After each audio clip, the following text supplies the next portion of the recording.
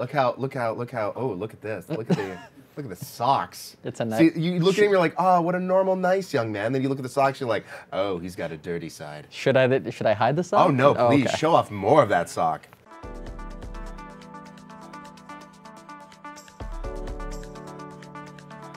What's up, everybody? How are you guys doing? I'm Ryan Weller, and welcome on into the Players Space, where you get to hang out with some awesome friends who, by the way, have some rather beautiful looking socks. Speaking of which, here's Eric Stirpe. Hi, everybody. Eric Stirpe. That's how we're gonna go. You refer to yourself as the third person. Bob Dole. Right. Bob Dole. No, and hey, everybody, I'm Eric Stirpe. I'm the lead writer for Minecraft Story Mode. And yeah, we're here today to play episode 2 of the first season. Did I just bite what you're saying? That's the take you want to stick with. Okay. I don't know. Yeah. What am I supposed to say? Do I introduce myself?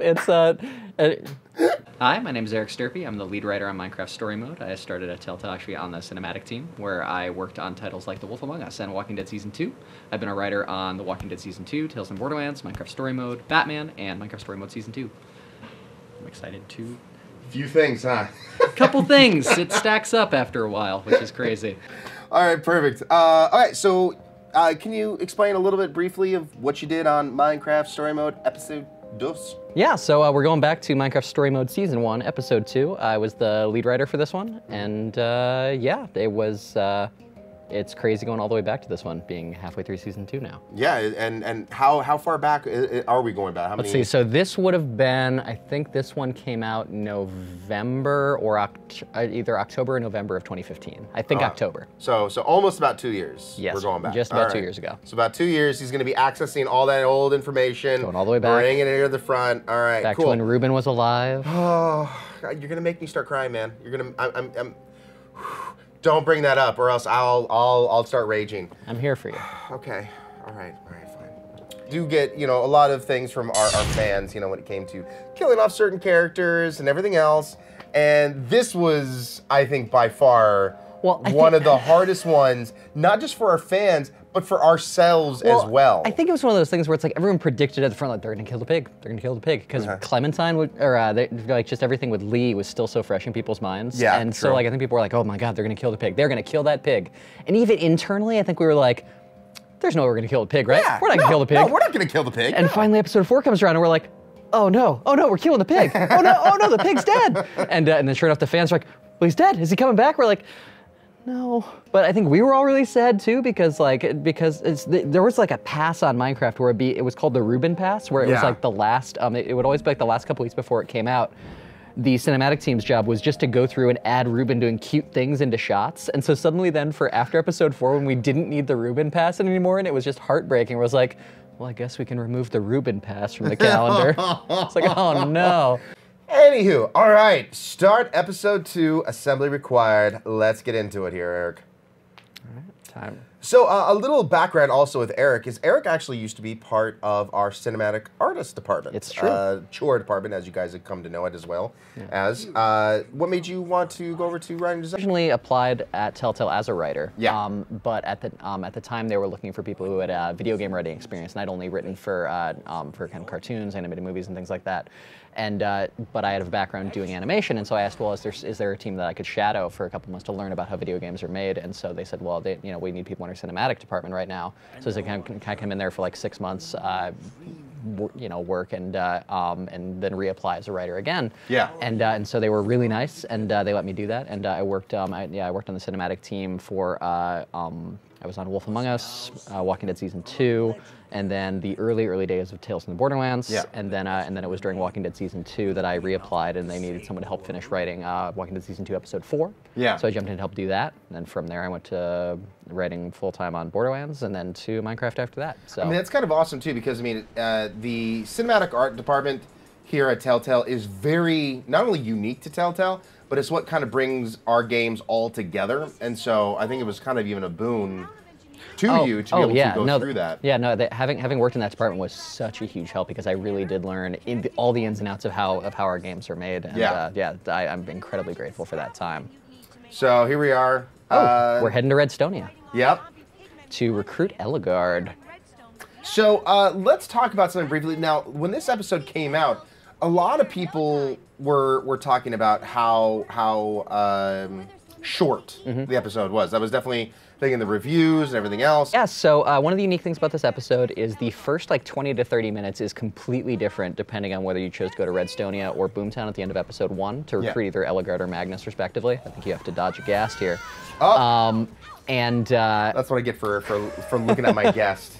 And what's interesting is right up until the last minute, you were going to go to Redstonia or Boomtown first, and then you were going to go to the other place after that. So you didn't have a choice in the matter necessarily. Exactly. Gotcha. And what happened was it felt too much like we were just forcing you to do both, and it made the choice feel not as good. And so the last minute decision was made to make the episode a little shorter, but make it so you only went to one or the other. Yeah. And it's a decision that definitely was a little bit controversial. I think the problem is we didn't make it clear enough that your choice led to only doing one or the other. And I think a lot of people had that sort of feeling like, oh, I bet like if I hadn't chosen this one, this is still where I would have gone anyway. And so yeah. There we go. Nice. I just like doink and dead. Yeah, that's always one of the funniest things with death animations in Minecraft is because the death is always just a simple poof. Yeah. You know, we always have people come in and like, oh, this is where like the epic, like you come in and like you decapitate the zombie. It's like, no, you hit the zombie and then it poofs. It's just there's a lot of poofing. Yeah, and so our our directors and cinematic teams have gotten really, really good at making the poof look awesome. It's so funny looking all the way back at episode 2 because it's like the animation style for this game is so sort of deceptively simple. Yeah. But I'm looking at it now and it's even far more simple than it is like say season 2. Like there's a lot more tiny stuff that we do with like gestures and facial expressions now. And so looking way back when we were still first learning the art style, it's really funny. Well, it's interesting because I mean like so in a lot of our games and whatnot, especially when it comes to the animations.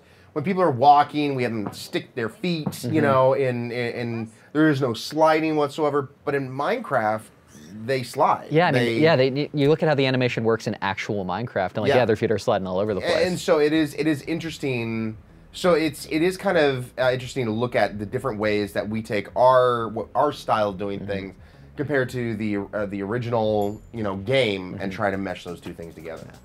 And I'm really excited that we're doing the Redstonia branch because I really love this environment. Oh, really? Yeah, and so it's funny the way it kind of goes is like Redstonia is a lot more of this sort of like old school like adventure game type puzzles and things like that, versus on the Boomtown side is more of an extended action sequence. And I really look, there's Eric. That's my Stirpe. name. I know that guy. Me and Steve, and then So Jason amazing. Latino. Jason Latino. We've had him on the show before for Guardians. Yep, and then and then so what's awesome is so Mark Hamer, the art director there, is still the art director now. And so I think that's one of the other amazing things is like I love this environment. Yeah. But seeing how, again, like it just feels so much simpler than what we do now because it feels like just. When you're working with a really simple palette, like in Minecraft, the art team's gotten really good at using all those simple materials to do really amazing and beautiful stuff. And the lighting, and the shaders, and all that kind of stuff. Oh my God, we got the new lighters and shading for season 2, and so like I still absolutely adore the way this one looks, but it's really fun to kind of revisit the much simpler art style. So going into this, you were saying compared to the two starting of the storylines.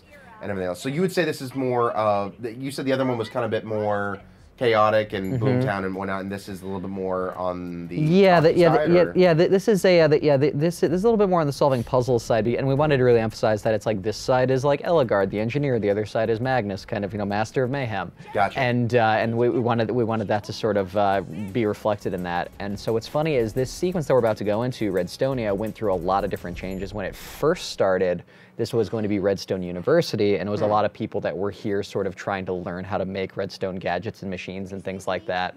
And what was hard was, in that original version, Eligard was just sort of up in her dome, and you would just sort of go and walk in. Oh, actually, fun fact, this person talking right here, Calvin, is voiced by Michael Gambino.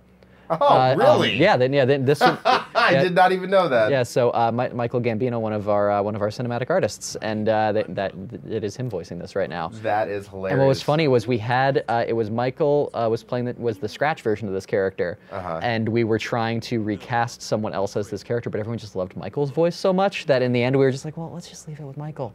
And I'm really glad we did, because I think it's a very charming version of this, because basically this guy needs to be telling you that you can't go in and talk to his boss. And, and so he's kind of a jerk, and so you need someone with a really likable voice to make that not the worst. And And that's Gambino all the way. And that's Gambino, exactly. Yeah. And he's a lovable, huggable guy.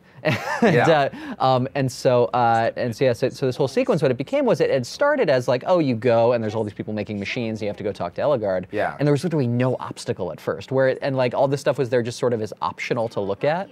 And our designers and programmers had come up with these amazing machines that were actually functional in Minecraft that then we brought into here to be these crazy machines to do things with. It is actually pretty impressive what people can build actually in Minecraft. I remember seeing this one thing where somebody actually built a workable calculator within Minecraft. People make incredible stuff. Like, what the hell? So it's just it is pretty impressive. And so it was, we had a designer at the time named Mickey, and then one of our top programmers, Carl, basically designed all these different crazy machines, and then taking kind of all these machines, we brought them all into sort of the big Redstonia courtyard and kind of assigned different people to them, and then we brought in designer Molly Maloney to figure out how to take all those machines and basically say, okay, how do we kind of thread a puzzle through all of these? And so it was really funny, because that was literally her first assignment on this project, and so it was just sitting there, and she's like, okay, so what does Redstone do? It's like, all right, let's start at the beginning.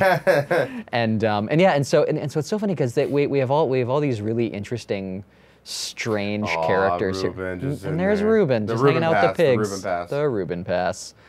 And so this was I think the very first example of one of our really big free walks that we came to really kind of love on this project. And the cow catapult back there. The cowapult. The catapult. Or the trémouché, depending on who you ask. Let's just flick levers, right? That's that's fine. That's okay. See you later, random person. I think that character's name was Sandy, and she was afraid of heights. And you've just sent her into the stratosphere. Bye. And nice, and was never seen from ever again. Perfect. I'm glad that is our first murder in Minecraft. The first one, yeah. Yeah, no, exactly. Oh, so fun fact here. So this character Mabel is voiced by Erin Yvette, who folks may know as either Snow White from Wolf or as Sasha from Tales from the Borderlands. And this was an example of we needed to get a lot of this stuff recorded last minute. Yeah. And Erin was in the booth recording stuff for Tales from the Borderlands. We're like, would you do this person who launches cows? And she's like, what? We're like, no, she makes it's a cow catapult. She's like, what? And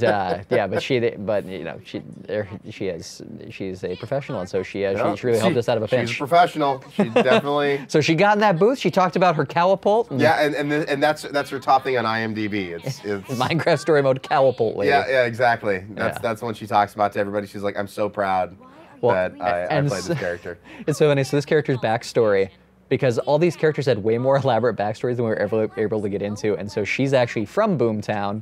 And she is a former best friend with a character that you can meet in Boomtown, and the two of them basically had a split ages ago. And she's like, "I'm gonna go. You might do my inventions for good." Again, this is a whole epic saga. A total lifetime drama thing you got going on. That of course you never get into. Yeah. Let's look at this thing.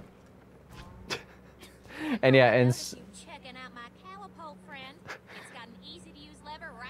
oh, yeah. Yeah, and so Erin was also Bonnie in Walking Dead, and we basically told her, just do your Bonnie voice.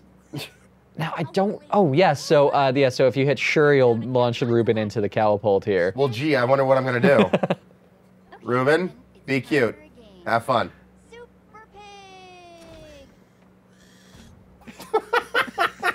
pig. Because, of course, what do you do with your animal that you know and love? Ruben will remember that. He's so sad. Oh, God, yes. oh. Oh, can we use it again? Can we do it to Ruben again? Aw. Yeah, so I think you can launch cows as many times as you want. And this is again another example of an epic saga here. That inventor across the way is not a fan of the catapult. I have no clue why.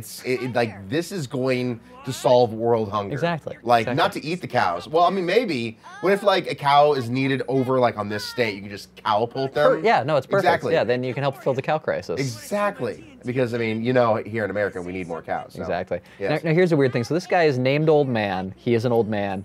Really? He's an old man? Technically, we don't have age in the world of Minecraft. Uh-huh. And so it means that this character presumably just enjoys looking like an old man. Age is one of the things in this series where, like, I'll get a lot of fan questions about that, asking, like, oh, well, how old is this character? It's like, age doesn't really exist. But they're like, yeah, but there's this old man. I'm like, just ignore that. Just ignore that. He wanted to be old. Yeah, exactly. And to have prostate problems. It's probably just better not to ask. So how old is he, Eric? Old. Oh, okay. He's super old. It's like his superpower. Yeah, just way old. What is your power? And It's he super old. And he gives you he gives you some redstone dust. Awesome. And so what you're trying to do here is Presumably he farted out because he's old. exactly. Okay. And yeah, so we're trying to make a repeater because Calvin, again, the jerk who's keeping us away from Eligard, he has locked Eligard into her dome because she's in there concentrating. She's trying to crack her next great invention. Yeah. And so he removes a key piece of machinery from the door mechanism, and so we are trying to recreate a new one. Well, so it's probably a good thing that I stole some of that stone. Yeah, exactly. Yeah. Yeah, no, Once again, there's a lever. I'm not even looking. I'm just using.